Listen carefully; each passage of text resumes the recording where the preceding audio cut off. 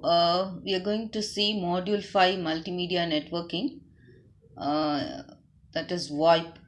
Today's topic is going to be VoIP. Uh, you would have heard, hope you would have heard about VoIP. VoIP is nothing but voice over IP. If we can conversational audio is sent over IP, over internet protocol, then it is nothing but VoIP. The best example is Skype, uh, that is audio and the video. WhatsApp voice call, that is the best example of VoIP. uh, what are the limitations of the best effort service, that also we are going to see. Yes, voice over IP, it's nothing but an we have some limitations on this. As I said, VoIP is exchanging voice, conversational voice between the sender and the receiver over internet, that is VoIP. And if you see the limitations of VoIP, since we are using internet protocol, it can only provide the best effort service, and it needed to maintain conversational aspect. Since it is conversational, audio is communicated between or exchanged between the sender and the receiver, end to end delay cannot be more, which will result in the bad continuous communication. That's why it cannot tolerate more than 400 microseconds a delay. If it is less than 150 microseconds, it would be good. If it is greater than 400 microseconds, it would not be tolerable. And it includes application layer level packetization, playout, network delays. Yes. And we have to see about session initialization, value added services. Yes, in the VoIP, whether this call forwarding, screening, recording and all are there, you have to check. These are the limitations of this VoIP. Emergency services is there. Yes, it is there. We can use 911 in case of VoIP as emergency service. And the session initialization, how does callee advertise its IP address, port number, encoding algorithm, this and all we'll be seeing here. Yes. What are the VoIP characteristics? The first one is speaker's audio. So alternating talk spurts, silent periods, that is 64 kbps during talk spurt. Packets generated only during talk spurt in chunks. Yes. How the data are transmitted in the VoIP. See, the audio data is transmitted in the form of the chunks from the application layer. So whenever the talk happens, the chunks will be used. The other periods will be silent periods. So this audio chunk is appended with the header. Header gives the information of source and the IP address along with the other information which is there in the IP header. And the chunk appended with the header is encapsulated into a UDP or TCP segment. Then application sends the segment into the socket. What is socket? It is a door to the next layer every 20 millisecond during this talk spurt, during the communication. So every 20 milliseconds it is sent. Next. So what are the limitations? If you see, we have two limitations. One is packet loss and the other one is end-to-end delay. These are the two limitations of the best effort IP service. Since it is IP, it will not guarantee that all the packets which have been sent from the source will be transferred to the destination. So there may be packet loss and there may be end-to-end delay also. It is not guaranteeing that the delay will not be there. Okay, so it is called as best effort service. It doesn't give guarantee about packet loss and end-to-end delay.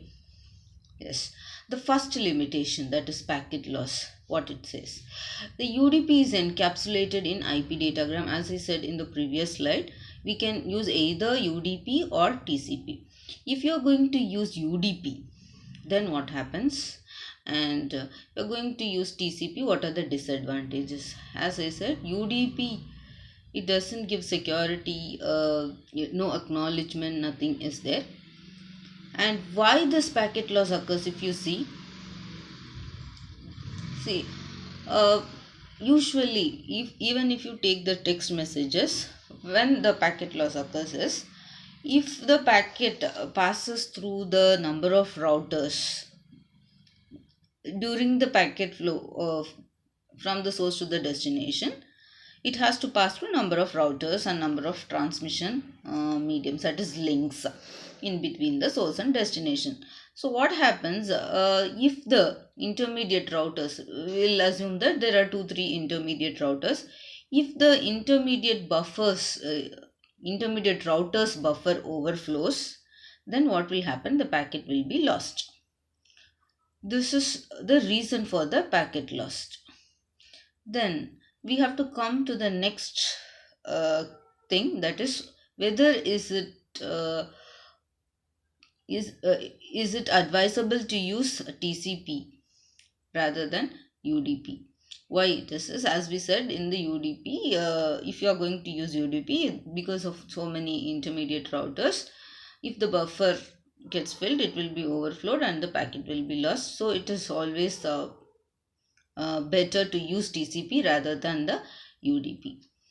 So if you take TCP, if I'm going to use, I'm going to encapsulate my audio IP datagram with the help of the TCP, then what are the disadvantages? Yes, retransmission is not accepted. See, the best part of TCP is if at all the packet is lost, then with the help of the acknowledgement, the receiver can notify that I have not received negative acknowledgement, or by sending the acknowledgement that I have not received the packet which was sent previously. So with the help of the acknowledgement scenarios, the receiver can inform the sender that packet has been lost and it can ask it to retransmit. But here, if you are talking with your friend, if any packet is lost, if you ask the sender, your application asks the sender to retransmit, whether it will be synchronized with the talk which you are doing right now? No, it will not be. So retransmission will not be accepted. See, at the first minute you would have talked the first sentence, that is, hi, how are you? And if the word called how is lost, then you would have received hi, are you? That's it. If the retransmission should happen, what will happen? It will go to the next sentence, that is, where are you staying? So if retransmission takes place, then where the how will be coming? Where are you staying? How? Is it meaningful? No. So it will not be, the retransmission scenario will not be working properly in the conversational real-time audio, which is the best property given by the TCP, which will also increase end-to-end delay.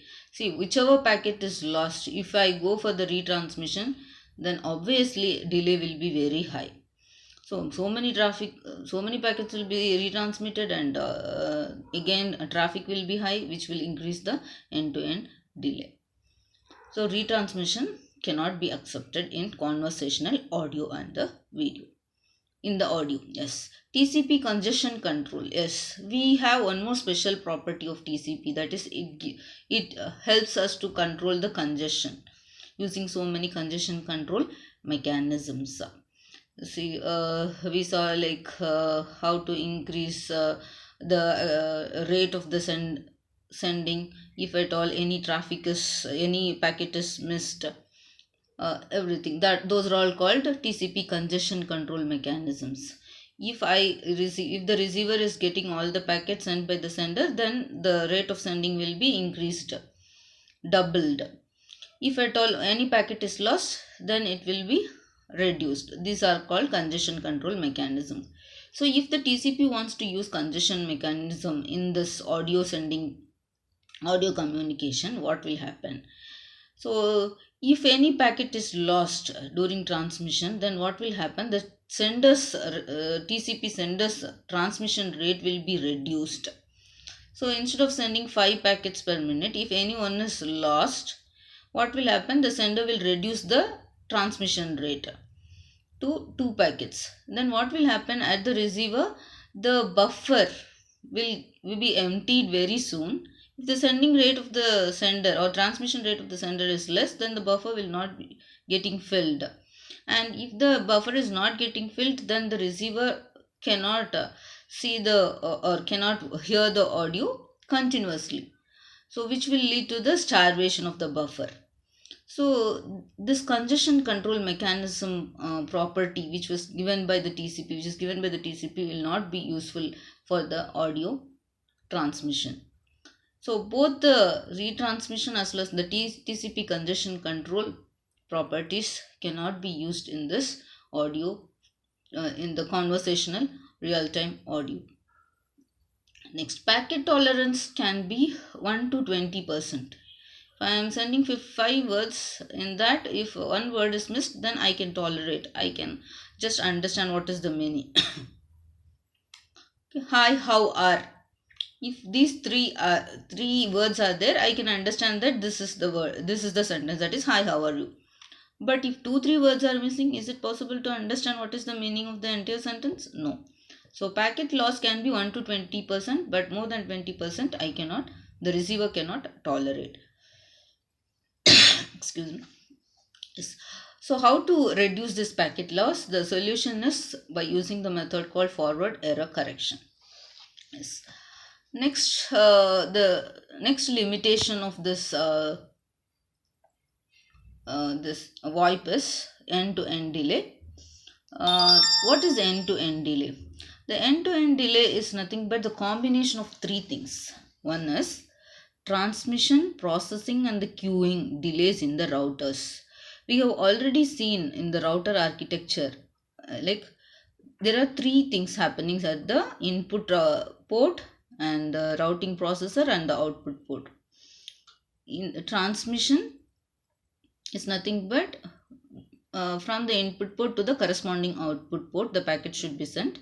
Processing is done at the processor, in the routing processor, which determines the respective output port for every IP address, and the queuing delay happens at the input port as well as the output port. So at the router, these 3 things happens.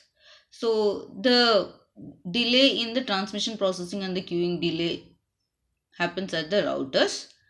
So if I have 2 routers, then I have to tolerate all the whatever these 3 processes will happen in all the routers, and the time taken for these 3 things will be there. Then propagation delay in links. So through the link, the data has to be transmitted. So the time taken to send the audio packets or audio data through the link, that is propagation delay. And the last one is end processing delay. And processing delay is end processing delay is nothing but the at the receiver side I'll get every receiver should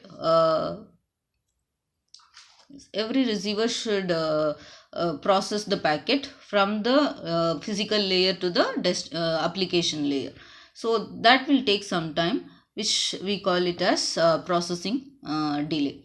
So if I have one second, I'll explain with the diagram. Yes, so this is the sender and this is receiver. In between I have routers, 2 routers. So this is nothing but the time taken to propagate through the link is nothing but propagation delay in the links. So what is this transmission, processing and queuing delay at the routers? Whatever happens at the router, that will be processing, transmission and the queuing delays. And at the receiver, the time taken to process that packet is nothing but end system processing delay. So we'll assume that during the transmission on the road, if the I have to move from my source to the destination. So the time taken to move on the road will be my propagation delay in the link. So we will assume that from Hosur to college, the on the road the time taken to travel is just 20 minutes. Okay, that will be my propagation link delay. And in between Hosur and college there are two tolls. Okay, so we have to assume the tolls are nothing but the routers. Okay, where they have to transmit, process and queue. Okay, there will be some queue, they have to process my payment, and again they have to transmit me, they have to send me out. So let it be like 10 minutes in every toll. So two tolls if I have, then 20 minutes, so 20.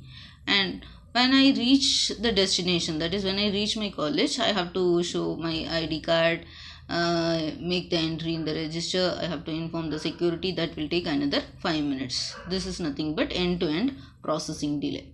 So totally the time taken to reach from Hosur to college is 45 minutes. So this is how end-to-end delay is measured. So our VoIP can tolerate delay tolerance of 150 to 400 milliseconds, but it cannot tolerate more than 400 milliseconds, after which it will be discarded, audio packet will be discarded. So these are the two limitations. The one is packet loss and the second one is end-to-end delay in the best effort IP service of voice. So I hope I would have understood what is VoIP and its limitation. Thank you. Bye.